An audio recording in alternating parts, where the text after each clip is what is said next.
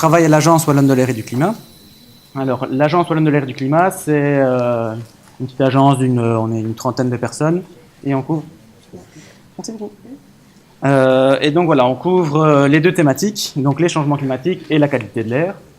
Alors on suit ça, donc on réalise les inventaires qu'on va vous présenter tout à l'heure. C'est nous qui remettons également des avis sur les permis d'environnement pour tout ce qui est problématique de qualité de l'air et de changement climatique. On suit les négociations, les COP, etc. On met en place des plans pour la Wallonie. On se concerte avec les régions. Bref, on a une vue assez globale.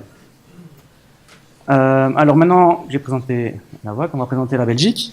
Bon, vous êtes bien au courant qu'il y a toujours bien le nord et le sud. Je vous fais l'impasse sur la petite ville bleue qui est Bruxelles. Hein.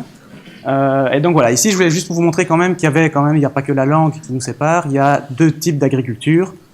Et donc comme vous voyez dans les chiffres, au niveau de nombre d'exploitations, on remarque qu'il y a presque 2 fois plus d'exploitations agricoles en Flandre qu'en Wallonie. Au niveau des exploitations bovines, là on est plus ou moins dans le même ordre de grandeur. Par contre, on voit qu'au niveau des exploitations porcines, il y en a beaucoup plus en Flandre. Au niveau de la superficie agricole utile, on est plus ou moins à la même chose, on a un peu plus d'espace en Wallonie. Maintenant, si on regarde les tailles de cheptel, donc au niveau des bovins, comme je le disais, on est plus ou moins dans la même fourchette, sauf qu'ils ont un peu plus de spécialisation sur les vaches laitières. Et par contre, là, vous voyez l'explosion entre le nombre de porcs et de volailles, qui sont beaucoup plus nombreux en Flandre.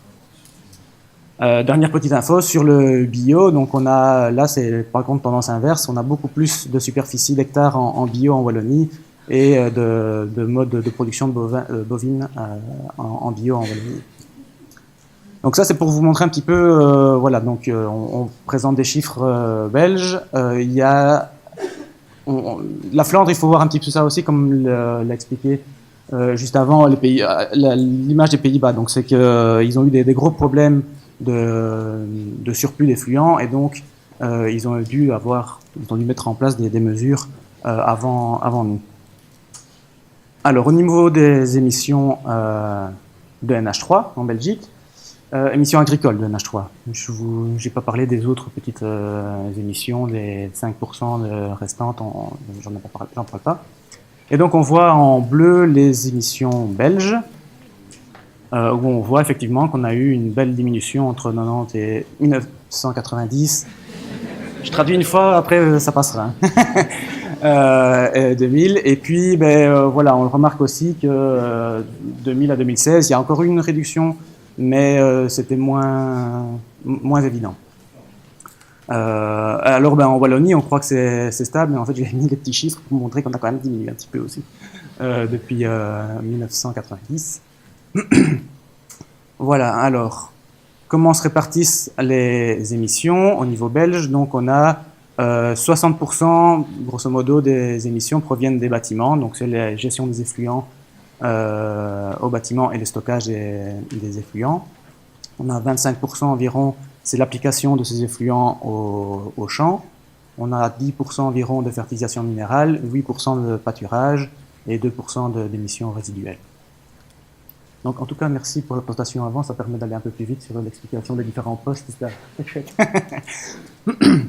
Voilà, donc la principale origine des réductions passées, donc en Flandre, comme je disais, ils ont eu un gros problème de surplus d'effluents et donc ils ont pris des actions, des plans d'action en 1991 et puis en 2000, il y a eu plus d'impact et notamment ça portait sur des restrictions sur les périodes d'épandage, réduction du surplus d'effluents, soit par exportation et ou transformation.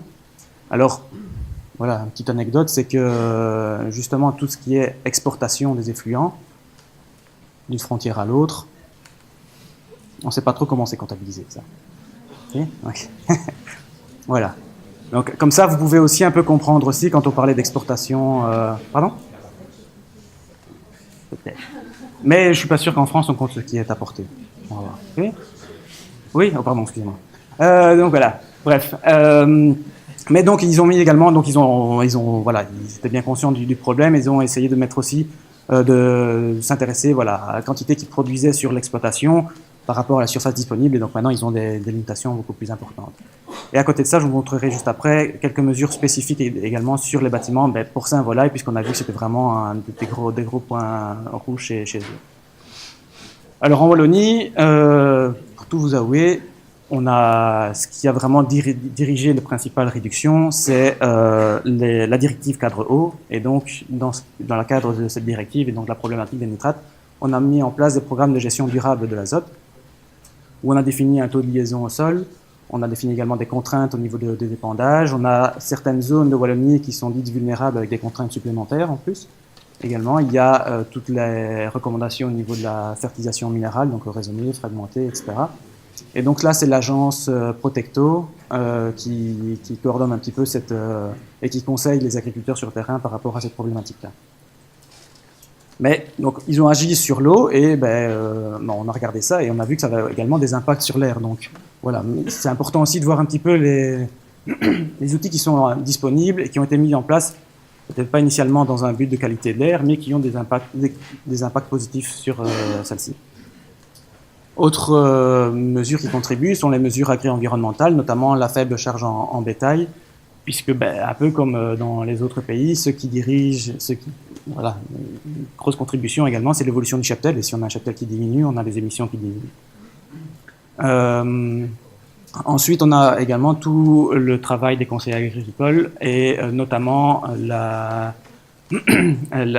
l'organisme AgraHost, qui est assez spécialisé sur la gestion des engrais de ferme, qui réalise des études sur le terrain, qui permet de faire des enquêtes auprès des entrepreneurs pour savoir quelles sont les pratiques sur le terrain, parce que c'est bien beau de pouvoir essayer de promouvoir le système d'injection ou bien les systèmes parpendiaires, mais après, derrière, pour les inventaires, c'est ce qu'on expliquait tout à l'heure, c'est intéressant d'avoir ces informations-là pour voir le taux d'utilisation de ces pratiques. Donc grâce à eux, voilà, ça a permis de nettement améliorer les inventaires. Alors les deux systèmes complémentaires, je voulais dire en Flandre. Donc il y a d'abord une liste de techniques qui sont valables pour les élevages volailles et porcins uniquement. Donc c'est des techniques faibles émissions pour tout nouveau bâtiment ou tout bâtiment qui va subir de grosses rénovations. Donc c'est des techniques qui sont liées à un faible facteur d'émission en kilos d'ammoniac par place. Et ça existe depuis 2003. Alors il y a soit des nouveaux systèmes un petit peu innovants pour les nouveaux hébergements, donc avec des exemples de systèmes d'aération des effluents, ou alors il y a des systèmes plus traditionnels, donc les laveurs d'air et les biofiltres, pour voilà, les bâtiments qui sont déjà existants et donc où il est plus difficile de faire des rénovations. Donc ça, c'était une liste. À côté de ça, il y a une autre liste de mesures qui, elle, est valable pour tous les animaux, donc aussi bien bovins que porcins et volailles. Et ici sont également des mesures de réduction à l'émission à l'étable. C'est associé à un pourcentage de réduction d'émissions. Et c'est plus récent, ça existe depuis 2014 et ça a été mis en place, a priori, c'était pour réduire les impacts sur les sites Natura 2000, donc les sites de réserve naturelle, où il y avait des problèmes de charge critique avec les retombées d'ammoniac. Et donc c'est voilà, plus pour ça que ça a été mis en place. Et là, on peut combiner des techniques hard techniques ou soft techniques. Hard techniques, c'est un petit peu comme on a vu tout à l'heure, c'est les dispositifs qu'on peut mettre au niveau des infrastructures, des exploitations, ou alors des soft techniques. Là, c'est plutôt des mesures au niveau de l'alimentation des animaux, par exemple. Voilà, donc j'en terminerai là pour la Flandre parce que mes connaissances sont un peu limitées. Donc voilà tout ce que je pouvais vous dire. Si vous avez des questions, je peux les prendre avec moi et les transmettre à mes collègues flamands. Et je les traduirai pour vous. Voilà, maintenant la Wallonie. Alors je reprends un petit peu les émissions. Ici, donc, ce sont les émissions wallonnes et j'ai splitté ça par grands postes. Donc on a en bleu foncé les bâtiments, les émissions des bâtiments. Bleu clair, ce sont les stockages des effluents au niveau des bâtiments. En vert, on a l'application des effluents aux champs. Vert foncé, c'est le pâturage. Et en orange, la fertilisation minérale. Alors ici, on peut voir clairement entre 1990 et 2005, l'impact, c'est sur la barre verte, donc c'est l'application. Et donc ça, ce sont des choses qui ont, voilà, quand je parlais tout à l'heure des techniques d'épandage au niveau des lisiers, etc., grâce aux données de AgraHost, on a pu introduire ces informations-là dans les inventaires, et donc ça a permis de voilà, quantifier un impact sur la technique d'épandage, et également ça correspond aussi à l'obligation d'enfouir après 24 heures les effluents après l'épandage. Donc ça aussi, ça a permis de réduire les émissions. À côté de ça, les bâtiments, les stockages, l'évolution, ça reflète un peu l'évolution du cheptel, on va dire, comme le pâturage. Et au niveau de la fertilisation minérale, là, c'est le travail qui est également fait dans le cadre de PGDA. Donc vous voyez que ce sont des mesures qui, a priori, ne concernaient pas la qualité de l'air, mais qui ont permis quand même d'avoir un impact positif sur celle-ci. Et en rouge, j'ai remis l'objectif. Donc au total, donc on est 100% en 2005 et l'objectif de la directive NEC, c'est moins 13% comme en France. Et en 2016, on est plus ou moins à mi-parcours, donc voilà, faut pas trop se reposer sur les lauriers. Il y a des mesures à mettre en plus additionnelles pour atteindre l'objectif. Alors comment on va arriver à cet objectif-là? En Wallonie, on a fait un plan air, climat, énergie 2016-2022 dans lequel on intègre tout. On intègre les objectifs en matière d'objectifs énergétiques, donc énergie renouvelable, efficience énergétique, etc. On a la réduction de gaz à effet de serre, on a l'adaptation au changement climatique aussi, et on a les objectifs de qualité d'air. Donc on a 52 mesures qui couvrent l'ensemble des secteurs, et voilà, c'est un plan qui couvre jusque 2022. Et puis on a l'objectif de 2030, donc il va falloir faire un plan à l'horizon 2030. A priori, on garde la même philosophie, donc un plan qui intègre tout, objectif air, climat et énergie.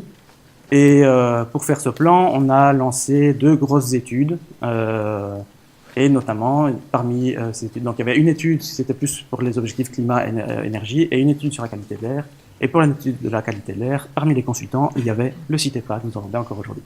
Et donc voilà, je remercie, c'est pour montrer aussi qu'on travaille de chaque côté de la frontière ensemble, et ça a permis vraiment de pouvoir améliorer les inventaires. Donc améliorer, donc le résultat c'est qu'on a eu les nouveaux chiffres qu'on vous a présentés là, et donc on a eu un meilleur inventaire. Ça veut dire quoi? Ça veut dire qu'on a eu des émissions à la hausse par rapport à avant. Donc des émissions à la hausse globalement, mais on a pu mieux les réduire. Donc c'est-à-dire que plutôt que d'avoir une courbe qui était plate comme ça, on avait une courbe qui était plutôt comme ça. Et donc ça a permis, voilà, c'est l'amélioration continue des inventaires, ça permet voilà, de mieux suivre, et donc c'est globalement positif. Alors on a parlé chiffres, maintenant on va parler un petit peu des mesures. Comment on a procédé? Alors d'abord, je vous ai dit, je travaille à l'Agence wallonne de l'air et du climat. Le climat, l'air, je connais, mais après les modalités pratiques au niveau de l'agriculture, je suis un peu limité. Et donc on va s'entourer d'organismes qui sont spécialisés, d'experts, et donc on retrouve ici des organismes de recherche. Donc c'est le Centre de recherche agronomique wallon, l'ICEP, Jean Blou Agrobiotech, donc vraiment des instituts de recherche spécialisés sur l'agriculture. On a la Fédération wallonne de l'agriculture, on a des conseillers également ici avec AgraHost, et Nitrawald, c'est l'ancien nom de Protecto. Donc c'est ce... Protecto, c'est le nouveau nom de Nitrawald. Oui, Nitrawald, c'est l'ancien nom de Protecto, c'est ça, ouais, là. On a également eu l'opportunité de travailler avec la société Josquin, qui est une société privée spécialisée dans les tonalisiers, donc qui permet d'avoir un petit peu un retour sur ce qui existe sur le marché, les techniques disponibles, et évidemment l'administration autour de la manœuvre. Donc voilà, on a présenté les chiffres comme je vous ai présenté, et on s'est dit bon voilà, qu'est-ce qu'il y a maintenant comme outils existants en agriculture en Wallonie pour essayer de pouvoir atteindre des objectifs. Donc chacun a parlé un petit peu de son expérience, et donc on a notamment voilà, le PGDA ici, donc Programme de gestion durable de l'azote, qui a tous des impacts positifs sur l'application des effluents, la fertilisation minérale. On a le système ACISE, donc c'est des attestations de conformité des infrastructures de stockage d'effluents d'élevage. Donc actuellement, en Wallonie, on est en train de faire le tour des exploitations pour vérifier que les infrastructures de stockage des effluents sont bien conformes, peuvent contenir ont un volume assez disponible pour tout. Et on espère avoir de cette visite-là, une meilleure connaissance également des techniques liées au stockage des effluents. Donc ça pourra permettre également d'améliorer les inventaires en SPM. Ensuite, on a les avis sur permis. Donc, il y a une autre directive, je ne sais pas si vous êtes au courant, donc c'est la directive IED qui traite des émissions industrielles. Et maintenant, elle intègre l'agriculture également avec les élevages de porcins et volailles à partir d'un certain seuil. Donc, les gros élevages sont visés par cette directive aussi. Et donc, dans ce cadre-là, dans les avis sur permis, on va pouvoir promouvoir ou imposer, on ne sait pas encore, les meilleures techniques disponibles. Et à côté de ça, on a les livrets de l'agriculture, donc c'est toutes les publications qu'on fait pour conseiller les agriculteurs. Alors voilà, on en a réfléchi tous ensemble, et puis les pistes d'action pour atteindre les objectifs 2030. Une partie, on a améliorer encore les techniques d'épandage, donc on va peut-être devoir aller un peu plus loin dans le matériel utilisé, peut-être généraliser davantage les épandeurs par bande ou les injections, et plus les bus palettes. Donc les bus palettes également, au-delà de 10 000 tonnes, les grosses fosses sont obligées d'avoir une palette vers le bas. Donc on ne peut plus disperser en l'air comme ça. Voilà, mais donc il faut de toute façon aller encore plus loin. Donc voilà, il y aura effectivement des mesures là-dessus.